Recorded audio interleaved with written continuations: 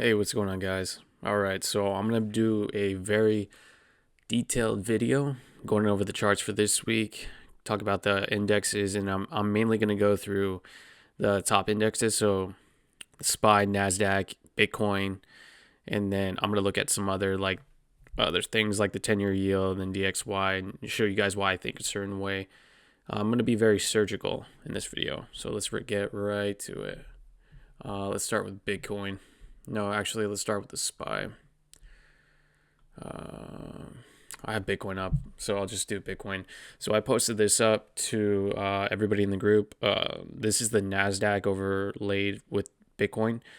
My concern is because the indices have dropped significantly. If you look at Friday, Bitcoin was the only one that stayed above, and gold didn't drop as much, but it had it's putting in a top, and Bitcoin's up. So that tells me a couple things, that we're getting a market rotation. So top for Bitcoin is in, or I'm sorry, the top for gold is in. And so we're seeing investors uh, relocate to Bitcoin as a hedge against this drop, or a hard asset.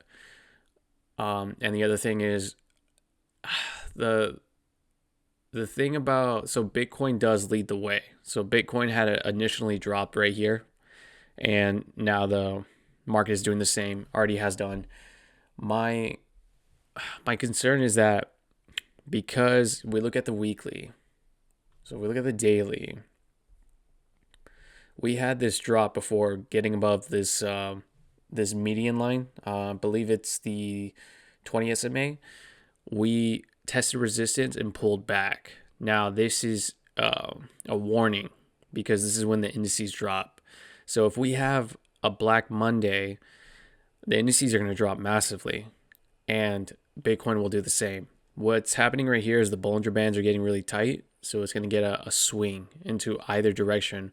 We won't know until the Bollinger Bands, or the deviation lines, these make a move. They make a dent either to this top one going up, meaning we're going to shoot up, or to the down, meaning we're going to shoot down. Looking at a lot of the alts and a lot of other charts, I think we're going to go down. I think there's a very good chance that we're going to go much further down. It makes sense. So on Bollinger Bands for the weekly, this is the two standard deviation line going down. This, if you ever touch this, you always want to go long. This has been a strong support. This is held. You can get wicks like on the weekly that go below it, but they're immediately bought up and they get back into it. So if you have a bear market, you can see right here, there's wicks, but then the candles go back into the above the deviation line, and it maintains that. This is a good support line, and it's always held. The most recent time it hasn't held was in August, Black Monday, the Japanese yen carry trade right here. But we still had a wick on the week that recovered the market above that. That was the one time. That's the exception.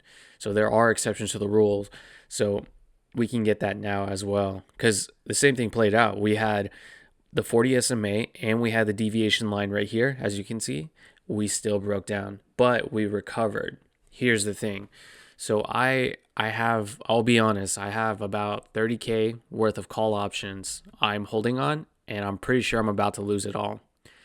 I do think, however, that we will get a V-shaped recovery. What's going on here? In terms of like politics, I think Trump doesn't give a fuck, and he's willing to let the market drop, so that way we could get the Fed to intervene, which they are going to intervene. Look at the SPX. This is like 1 in 5.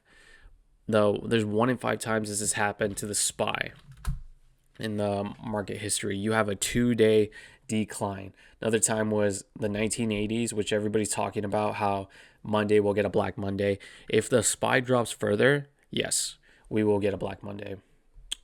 This is a very bad candle. Well, there's no support right here. However, if we look at the EMAs, let me bring them up. We are near. So you see this yellow line? Sorry. The 150 EMA, generally it is okay for the market to have corrections and to touch the yellow EMA line. That happens. That's normal for the SPY. So look right here, bear market, we touched the EMA line. And if you look at COVID crash is like the exception where it went way below it, but we had a V-shaped recovery to get above it. Every time you look at the 150 EMA, the market as S&P 500 touches, find support. So it's not exact. It's like this is just a zone. So once we reach that, you generally want to be long. The only time that it didn't is that it was like one of the worst calamities would be the '08 crash. And the '08 crash is way worse. So COVID had an accelerated drop. That's the main difference. COVID wasn't bad, but we had a quick drop, one of the quickest drops in the market. Or it is the quickest drop in the market history. And then '08, it was one of the worst markets. Absolutely. But it stayed for many months below this 150 EMA before it found recovery. So we are near that line. So I do believe we're going to find support somewhere around here. And then under that, we have the oh, sorry. So 150, it's off, but it's 144, 150. So, and the 200 is way down here. Can't see it up, but we're going to find, I think, some support around this area. And then we'll see a market recovery. I do believe with what's going on that the Fed's going to have to intervene. They're probably either going to cut rates or they're going to go into quantitative easing. Quantitative easing is the money printer. They're going to turn it on to recorrect the markets. Jay Powell's job is to keep the markets afloat. This is crazy. Basically, this is how the Fed would see this. That intervention needs to be taken. He needs to be doing something. His job is to be unbiased, no matter who's elected and in office or whoever's in office. But it's weird that he's not doing anything. There's some tensions going on because this isn't normal. His job is to make the market go up. There's certain things he said that's like, why would you say that? Your job, his job is mainly to word things so the market goes up. There's certain things he says that, why the fuck would you say that? So he has to intervene. That was a little rant. If you put the SPX to the M2 money supply, so I think we have a chance of doing the 1999 because the global liquidity is up, but we're trying to find a bounce. And if you look at 1999, we had a V-shaped recovery. And I think it's going to play out like this because the SPX maintained trend in this area. If I were to draw a trend line, I can't even speak.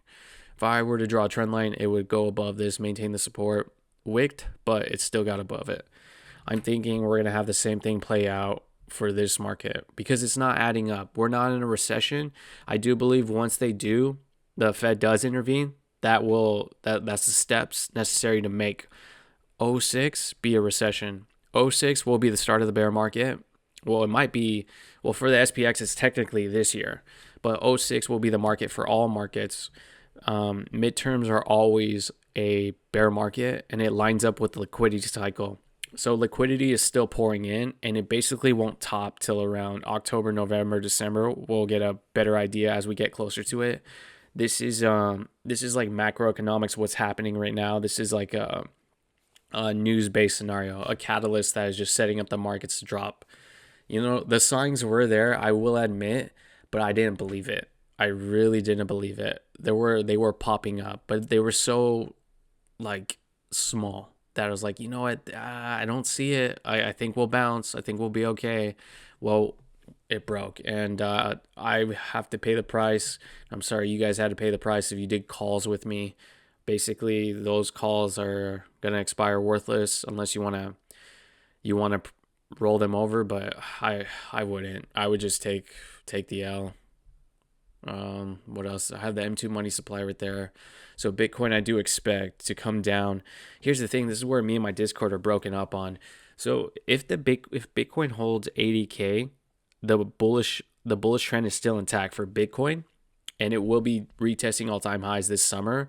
That would be amazing. I don't think that's gonna happen. I think what we'll probably get to is 73K or 72K. Now that has to hold. A lot of my Discord that I'm in, they're broken on, well, if we break 80K, then we're going to have to touch 62K eventually. And then the other half is like, no, it's 73K. If you can match up the money supply with the indices, if you can maintain 73K, then the bullish. So I'm torn on that as well. I think once we break 80K, I think at some point we're just going to hit 62K. I think 73K would be a good buying opportunity either way. If we get into the 70, 75s, you know me, the only things I'm going to be buying as we pull down, I will be trading, putting in some leverage positions on trades, but not that much, because leverage is you could lose your money easily. Trust me. Don't I know it? But I will only be buying as we drop down Tesla, MSTR, and Bitcoin. That's all I'm buying. I don't care about anything else. In fact, I'm considering, instead of getting more Tesla, to get more IBIT, because I already have quite a bit of Tesla that I'm saving for retirement, and I just don't want to touch it. It'd be nice to add. I don't make that much. Like, I'm working my ass off to get these dips, because I mean that's my goal, to buy the dip. That's pretty much, if many of you know me, my phrase is always buy the dip. I just say that randomly. But these will be good buying opportunities I still see. I don't think even with all this, the question of a recession, I think that question of I can't even speak. So when looking at like the news in the market, usually, sorry, I can't. When I'm talking about legacy media, when the news is saying we're gonna go into a recession, that means the opposite. Like, that's probably when you want to buy. Whereas when they're saying like, oh, we're not gonna go into a recession, that's not good. That's where you want to sell. So, and we're getting that sentiment. There's quite some headlines saying like, oh, you don't want to sell. I don't like that. But it's also, we're getting like Jim Cramer saying we're gonna get like Black Monday again, so that's bullish. So the sentiment is pretty mixed. It's extremely bearish for sure. The S&P 500, the Nasdaq, they've entered a bear market. They've a bear trend, absolutely. And I do believe there will be some intervention happen. The only bullish thing to keep the market recovering, I think, this week. So there will be a swing. Something will happen that will send the markets flying up or flying down. It will basically be the negotiations between China and the US, because that's the ones that's most important, and that has like the highest tariffs. If they can meet on a middle ground for like the rates, then that's bullish. Bitcoin's gonna moon, the S&P 500 and all that, they'll bounce, and we'll be all good. But I don't like the chances, the probabilities of that. It's a gamble. And then if, let's see, well, I said I was gonna do SPX, Bitcoin. So we did the M2 money supply, so I think we'll correct right there. Worst case scenario, you would see, why isn't the 200 popping up? I had it, but it'd be like 420. That's like Great Depression. That's like the worst case if you really want to put it out there. I don't think that's likely. I think we have the chance of right here 490 and 480 touching those lines on the EMA. I think that's very likely. 420 to 380, if I brought it up, is pretty much where the Great Depression EMA line, that's like worst case scenario. Like something really bad's going to go down. Like if China was retaliated by saying, fuck you, you dirty man, like something like that, then the market would lose its shit. I'm just saying, I'm just trying to be funny. But that's where I see the market heading. That's where I see things are going. I'm about to lose a lot of money, but it is what it is. The market giveth, the market taketh. Last year, I ended up making 6 figures profit, and now this year I'm also about to lose almost about 6 figures in profit. So it's been fucking hell. It's a roller coaster. There's always opportunities. We'll make it back. That's just how it always is. The best asset, again, the pros to this, buy Bitcoin. You're getting Bitcoin on sale. Michael Saylor has said that you're getting Bitcoin at a 99% discount Yeah, he's pretty much right. Remember, there's only 21 million Bitcoin. Think of it like digital gold. If we knew how much gold there was on this planet, and if we were to mine all of it, the asset to it, the supply, like the supply to flow, that asset would be appreciating every year because there's no more of it. And so whatever's left, you would pay higher, you'd pay the ash price, and it would just get higher and higher over time because there's less and less because people are buying it up. Now, Bitcoin's almost done mining, and there won't be any more of it. So the asset is just going to keep climbing and climbing and climbing. Yeah, the price will fluctuate like all markets do.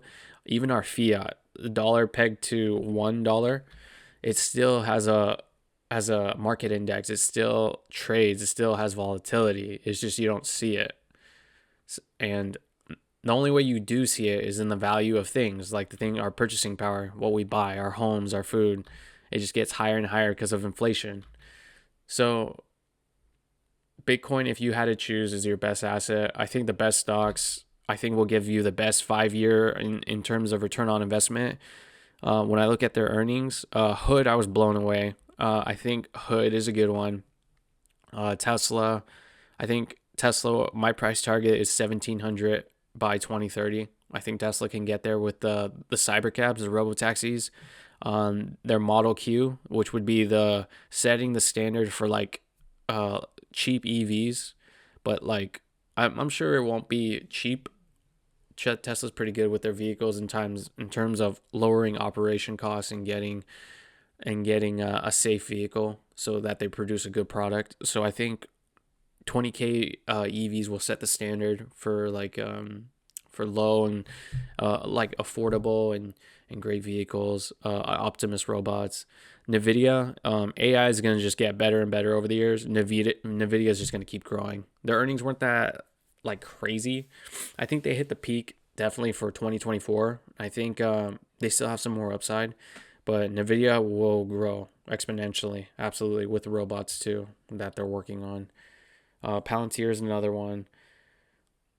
MSTR, if you're trying to get a leverage on Bitcoin, because let's face it, it's not, if you buy Bitcoin now, you're not really early anymore. Um, I mean, compared to what it will be in 10 years, you are early essentially, but you're not at the prices of like when nobody knew about it and it was growing huge. There's people I know who bought when it was $1,000 and now that was early. When it was in the thousands, the 2000s, that was early. Now they're millionaires. So if you were buying there, that's early, but it's still going to go up so much. So I would just say Bitcoin. Yeah, I'm just ranting. And then MSTR, again, I'm going to be adding to MSTR and IBIT. I think that will be the best Bitcoin ETF. If you could get more of that, I think it's a good bet if you don't want to deal with the volatility, especially. Yeah. But that's all I'm going to say. Yeah, this is a long video. Again, good luck, guys. Thank you. I will keep updating, posting positions, what I'm going to do, but I don't like this week. I don't think it's going to turn out great. Even though all the technicals would point to you would be bullish at this point, we're in a rare scenario. So, and the signs are there. It might not be a black swan, but it don't look good. So, you guys have a good one.